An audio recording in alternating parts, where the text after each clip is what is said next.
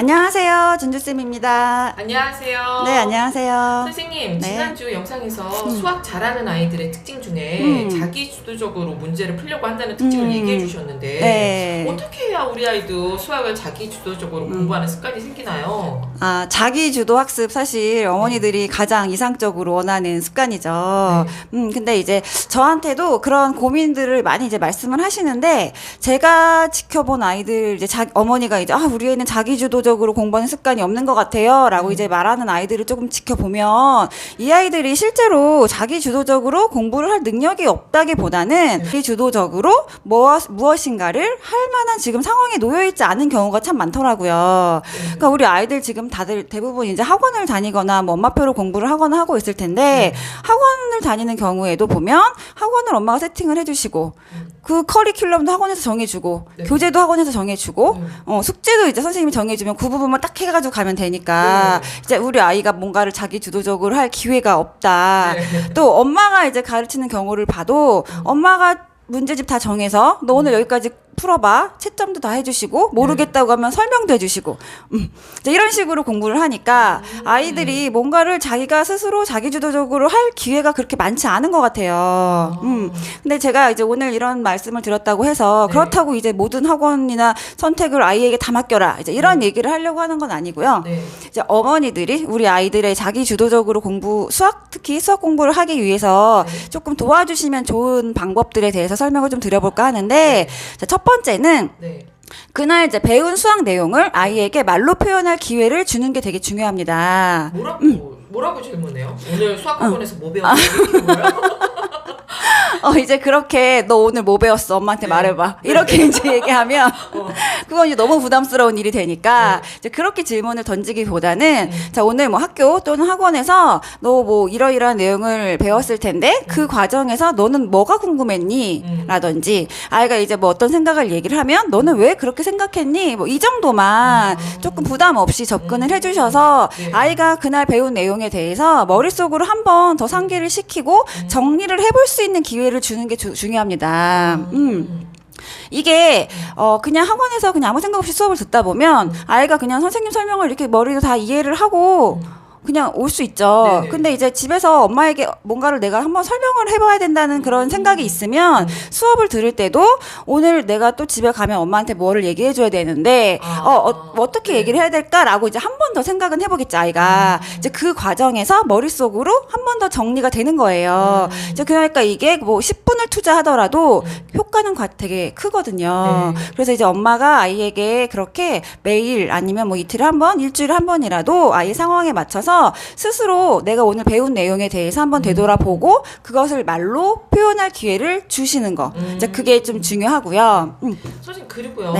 우리 아이는 문제를 보면 1초 만에 엄마 나 이 문제 몰라. 근데 어린애가 엄마 이거 모르겠다는데 혼낼 수도 없고 어떻게 해요? 그쵸. 이제 그렇게 엄마 나 모르겠어. 이렇게 바로 물어보면 사실 맞아요. 저번 영상에 댓글에도 이런 댓글이 달려 있었어요. 그래서 제가 이제 영상으로 한번 말씀을 드리는 게 좋겠다라는 생각은 했는데 이제 그분의 댓글에서도 우리 아이는 문제를 보자마자 1초 만에 모르겠다고 한다.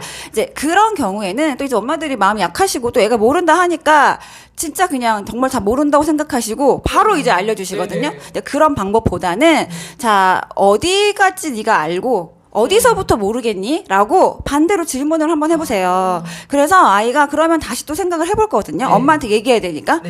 그렇다고 애가 진짜 그 문제를 처음부터 끝까지 하나도 이해를 못하진 않을 거예요. 그러면 이제 네가 어디까지 아는지 또는 어디서부터 뭘 모르겠는지를 엄마한테 얘기해줘 라고 이제 반문을 하면 아이가 다시 한번 생각하는 과정에서 스스로 중간에 나 알 것 같아요 라고 하는 경우가 사실 절반 이상이에요. 그러니까 제가 실제로 아이들 가르칠 때도 저는 이제 애들이 모르겠다고 한다고 다시 바로 설명해주지 않거든요. 절대 선생님이 먼저 설명해주지 않아요. 자 네가 어디서부터 모르는지를 선생님한테 얘기해줘야 돼. 다시 한번 생각해보고 어디서부터 모르는지를 얘기해줘라고 하면 아이들 대부분은 거의 절반 이상은 본인이 스스로 다시 한번 생각해보다가 스스로 푸는 경우가 더 많아요. 그러니까 이제 평소에도 좀 이렇게 아이에게 스스로 생각해볼 기회를 던져주시는 거 그게 조금 중요하고요. 두 번째는 불친절한 문제를 풀게 하라. 라고. 친절한 네. 문제요? 네. 저는 이렇게 얘기해요. 근데 네. 이제 이게 무슨 얘기냐면, 네. 사실 요즘 교재들이 굉장히 이제 친절한 설명들을 담고 있죠. 네. 문제가 어떤 유형인지, 뭐 유형명도 되게 정확하게 종류별로 쭉 설명이 다 되어 있고, 힌트 같은 것들도 옆에 잘 깔끔하게 설명이 되어 있는데, 저는 실제로 이제 아이들 수업할 때 이렇게 유형명이나 힌트 같은 것들은 다 포스트잇으로 가리고 먼저 문제를 풀게 해요. 왜냐하면, 네. 그러니까 제 5학년 내용을 예로 들어보면 5학년 이제 뭐 최대 공약수와 최소 공배수의 활용, 네. 이 부분 아이들 굉장히 어려워하는 내용이 있는데, 이제 이렇게 이제 문제 유형서 같은 경우에는 문제를 쭉 모아놓고 그 위에 최대 공약수의 활용 이렇게 제목이 딱 달려 있어요. 그러면 이제 얘네들은 문제를 파악을 하기 전에 이게 최대 공약수를 구하는 문제인지 최소 공배수를 구하는 문제인지 본인이 생각하기도 전에 그냥 유형명 딱 보고 맞아요. 아 최대 공약수 구하는 문제구나 그냥 숫자 대입해서 딱 풀어버리거든요. 이제 이러면은 사실 문제를 풀 때 아이가 스스로 사고할 수 있는 거를 조금 방해하는 요소가 될 수 있죠. 그래서 일단은 다 이제 가리고 문제를 포스트잇으로 가리고 풀린 다음에 그 다음에 그런 힌트나 유형명들을 확인을 시켜줘요. 네.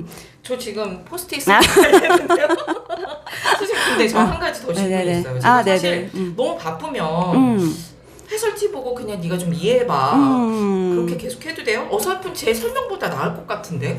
아까 아이가 이제 모르겠다고 했을 때 바쁘신 부모님들은 정답지를 주시고 네가 보고 스스로 읽어서 이해를 해라라고 이제 하시는 경우들이 많은데 이제 그때 학부모님들의 생각은 어쨌든 애가 해설을 읽고 스스로 이해를 했으니 된 거 아니냐라고 이제 생각은 하세요. 네. 근데 이제 어쩔 수 없는 경우에 이제 그런 방법을 쓰시는 건 좋은데 이제 여기에서 한 가지 가장 중요한 점은 그렇게 아이가 스스로 이해를 했다. 거기서 끝나시면 안 되고요. 그 다음에 다시 해설지 뺏고 포스트잇으로 다시 가리고 새로 한번 다시 풀어봐라고 해서 아이가 그 문제를 본인 스스로 정답지를 보지 않고 끝까지 풀어서 답을 내는 것까지 확인을 하고 넘어가면 문제가 없어요. 네.